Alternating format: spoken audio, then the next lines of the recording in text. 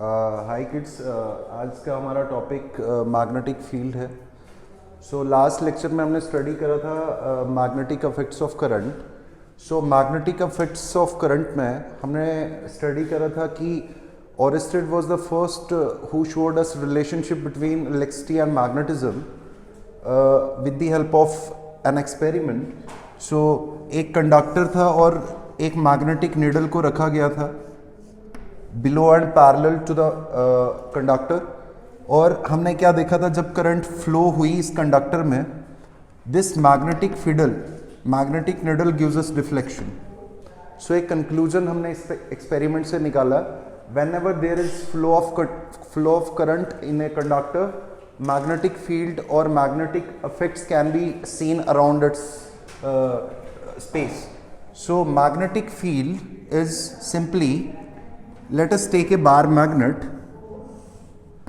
with its north and south pole. So magnetic field is space around the magnet, space around the magnet, or this one is current carrying conductor.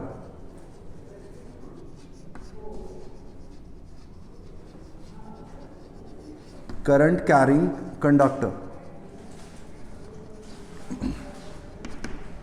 So magnetic field is space around the magnet or current carrying conductor where the effects of magnet can be experienced, where the effects of magnet can be experienced.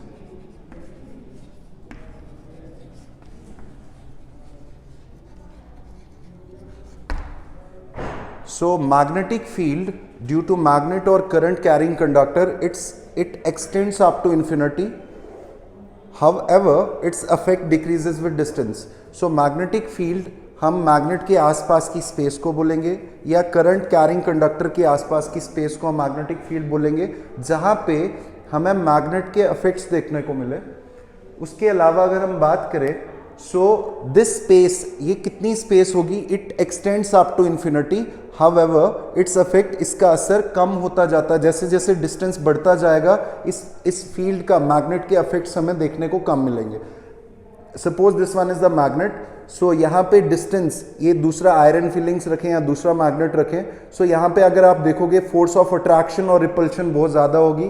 थोड़ा सा distance बढ़ा है, यहाँ कम, यहाँ और कम, यहाँ और कम। सो magnetic field एक मैग्नेट या करंट कैरिंग कंडक्टर की वजह से एक्सटेंड करता है इन्फिनिटी तक, लेकिन इसका असर कम होता जाता है। जैसे जैसे डिस्टेंस बढ़ता जाएगा वैसे वैसे मैग्नेटिक फील्ड का असर कम होता जाएगा।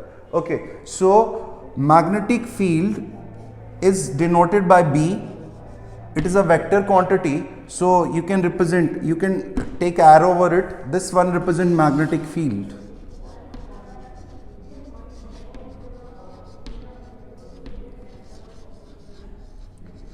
Okay, magnetic field is represented by B, it is a vector quantity.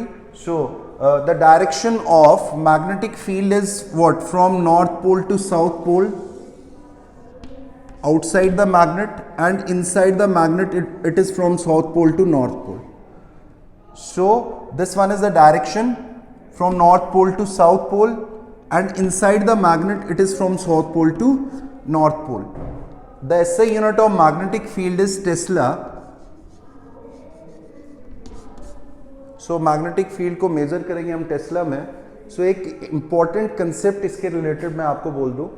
So एक concept आपके पास है, why Earth behaves as a magnet. Earth magnet क्यों behave करता है? So deep inside core, अगर हम center part of the Earth की बात करें, core की, तो हर एक चीज़ हमें molten form में मिलेगा, you can say ions की form में। So as the earth is continuously rotating, अपनी एक्सिस पे कंटिन्यूसली रोटेट कर रही है, सो उसके अंदर जो मोल्टन फॉर्म है वो भी कंटिन्यूसली रोटेट कर रहा है। So the flow of charge is known as current.